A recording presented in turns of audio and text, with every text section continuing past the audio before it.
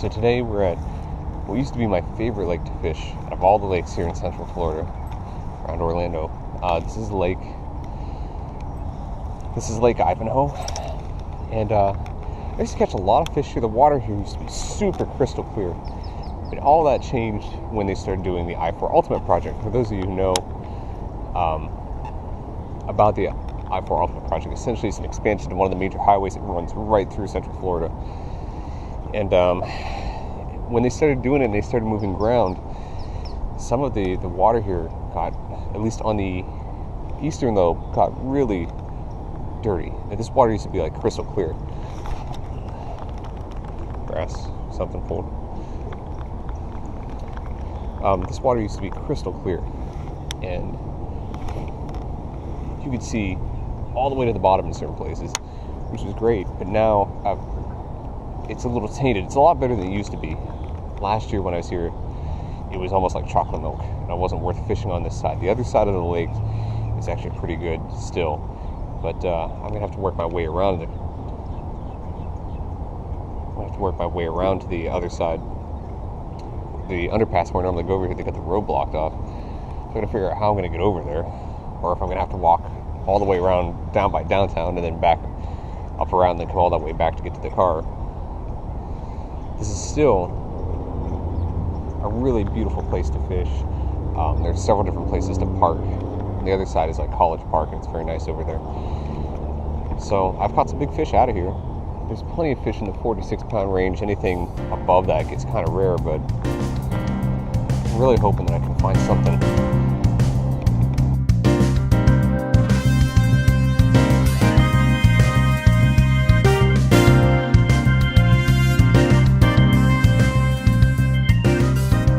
The past few weeks have been really rough on fishing. Really haven't caught that many fish. I talked to a couple other fishermen who said that they also have been having a really hard time, and I think because the cold weather rolled in much sooner than it normally does. We usually get cold late January into March, but because we started getting it at the end of December, I think that these fish might have pushed into pre-spawn already. So I think that they're pairing up and either getting ready to make their beds or they're already on them. I'm not 100% sure. Right now, I'm just going to go around the lake and see if I can see any beds. If I can see beds, then I know exactly what's going on. But it's going to be interesting to see what happens, considering that there's the Bassmasters Southern Open on Lake Toho this weekend. And the fishing is rough. I'm sure the pros are going to catch them no problem, but it'll make for an interesting tournament.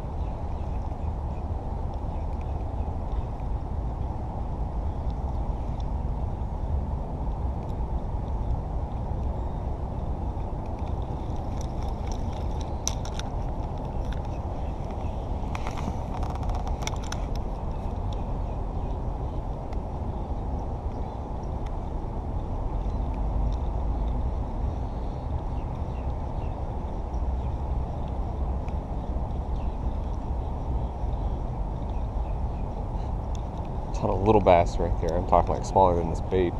This little 4-inch Kitech just followed it in. So fish are around. We just got to find the ones that are going to feed. This is weird to me because I've never fished this lake when it's been this shallow.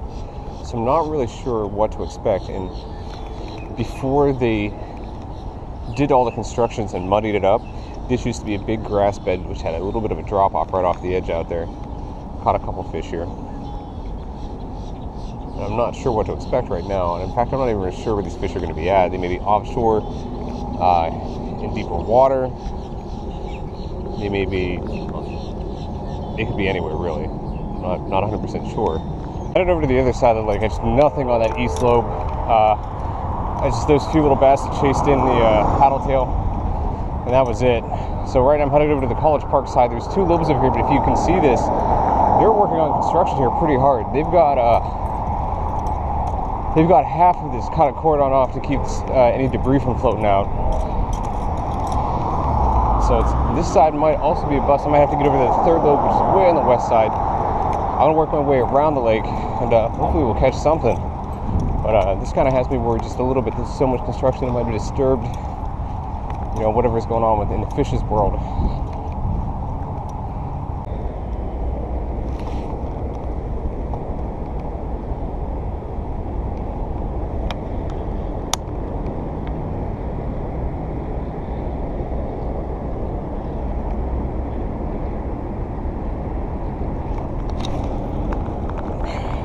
first one. Something grabbed the tail. I don't think it was very big.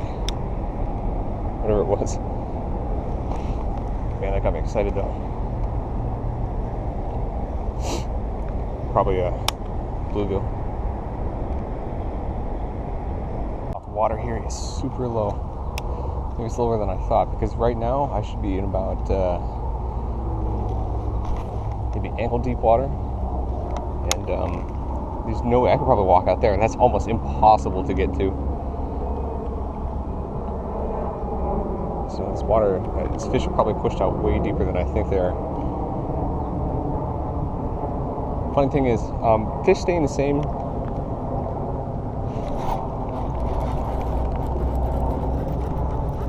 That's a good one. Let's get him in. Wow. Alright. There's the first one. Wow, that is a really good looking fish. It's not even that big, but still.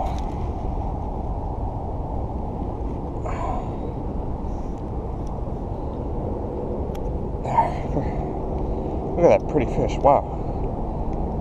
Pronounced lateral line, dark top. It's a darker fish. Really nice looking. Alright, there's one. What I was about to say is I think these fish are probably out a little bit deeper. Let's see if we can find a place to toss them in. Give me a little toss. There you go. Simply because, keep this in mind, when the water rises or it goes down, the fish stay in the same level of water that they would depending on the time of the year and the temperature. So if the fish are hanging out in 3 to 4 foot of water, the water goes down, they're still going to hang out in 3 or 4 foot of water, just wherever that's now located at, whether it's up against the shore if it rises or 10 feet out from normal. And that's the first fish of the day for me.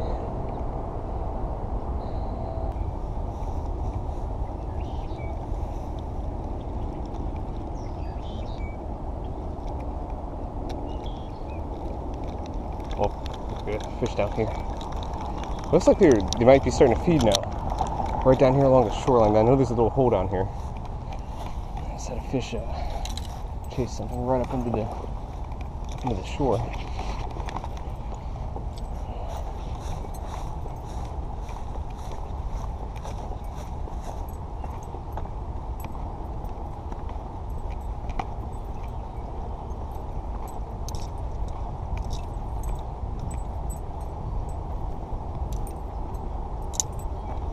Oh, what is that? Something on a bed. Pretty sure it's a bass.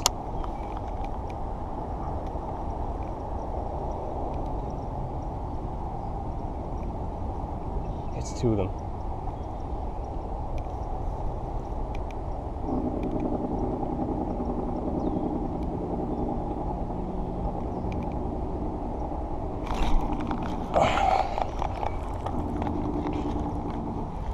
So here's what we're gonna do.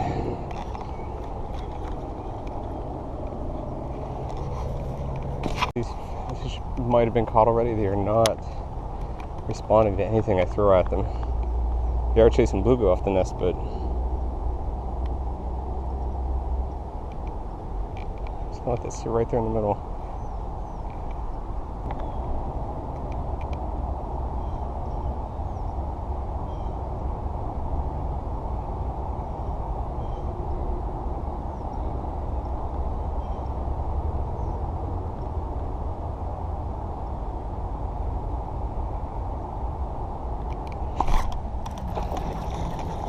There's one. I don't want to take it too far from the nest. Alright. Here we go. Alright. There we go. So they are spawning. I'm recording? Good. So they are spawning. They aren't super fat, so they must be close to being done. So, and these fish are cold. Get her right back in there. Beautiful fish. Bag in there, protect your eggs, baby. Right there. So they are spawning. That's what I thought was going to happen with the temperature. And I think that was both of them in there. The male and the female are about the same size, which is not typical. Typically the female is much larger. at least what I've seen here in Florida. But we're gonna get off this nest, let these guys go back to doing what they do. The male or the female is just right outside the nest, just out there, posting around. I figured these fish would be, the reason it got so tough is if these fish were pairing up. So we're gonna move down, see if we can find any other ones. All right, consensus is this: the spawn is almost over, I believe. I found a slew of empty beds in the other lake over there. So I'm pretty darn sure the spawn is close to being over, which would explain the dry spout for the last cast, Tom. Great cast. Backlash too. Which would explain the dry spout for the last 3 weeks. So I'm glad that I was right, and it just wasn't that I was sucking at fishing. So hopefully the spawn will be over here next week or two, or by mid-February when we get back to fishing like regular. But we'll have to see. So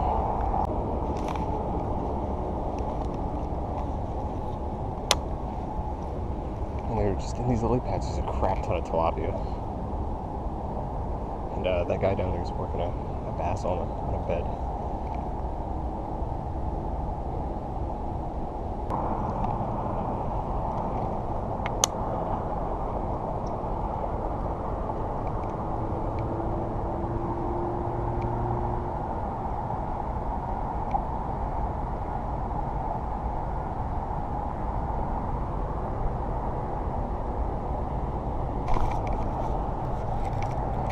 What am I? Oh man, I set a hook into the. I thought she had it.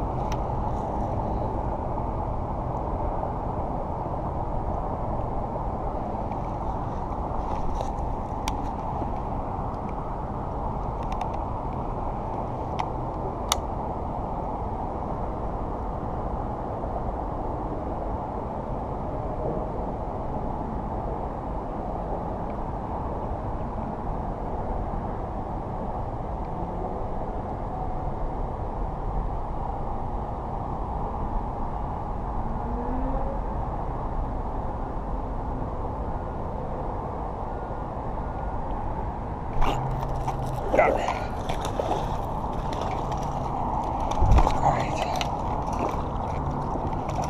Alright. Wow, this fish is really yellow. Ouch.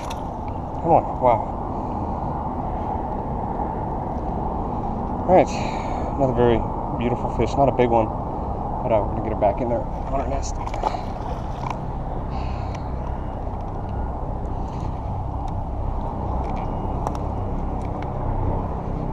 So they are spawning. I think most of the fish are done or close to being done. So with the sun kind of going behind the clouds, I really can't see what's going on here. I know the fish aren't moving around and hunting for food. That's for sure. That fish was on a bed. The one I caught down there may or may not have been. He hit it pretty hard, so I wonder if I pulled my sinker right into his bed and popped it at the right time. It's possible. But I'm assuming that most of these fish are going to be honking up around there, or they're going to be recouping. So I'm going to continue to look and see if I can see and just spot fish, rather than casting and wasting time and trying to figure out where the fish are at, if they're in cover or whatever. They're going to be close to their beds. So that's what I'm going to target. Okay, I want to address this just because I know some people get uppity about it. I don't mind bed fishing. I really don't. I've done it all my life. But I make sure to try to do it the right way, which is if you're going to fish on a bed, don't try to snag them. That's illegal in the first place. Once you catch them, get them unhooked real quick. If you want to take a picture because it's a really big fish, take the picture very quickly. Get the fish back in the water because it needs to be on its nest. Both those fish that I caught that I know for sure were on a nest. If you notice, hook out of the mouth, show the camera real quick, back into the water. I don't want to have that fish out of the water for very long. Mostly because it leaves the nest vulnerable, and two, they're under a lot of stress as is, and we want the fish to be healthy. So I have no problem with it. I know some people get real uptight about it and dislike it a lot, but it's part of fishing, and as long as you do it in a respectful and safe way to the fish, I think that it's absolutely fine. Just make sure that the number one priority is that fish, that's a priority is that fish lives. So, all right, well, that's going to do it for me. I got to get underneath the underpass here and walk back to the car. 3 fish, that's not too bad. I really just wanted to catch something of substance, and the 3 fish I caught weren't that bad in size either. And it's just confirmation that I thought the spawn would come early, and it is. Typically the spawn for us, or the one that I noticed the most, is heavy spawn is typically mid-February to mid-March, and it just came early. So it probably started in mid-January when it got cold, and then that 1 week where everything kind of leveled out and it got hot probably pushed the fish into spawning. So it's been tough fishing, but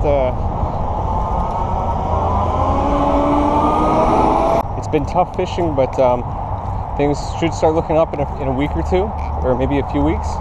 So I'm excited for that. Get these fish out and feeding again. Before it gets too noisy, I'm just going to sign out. Had a good day. Hope you guys have a great day too. See you in the next video.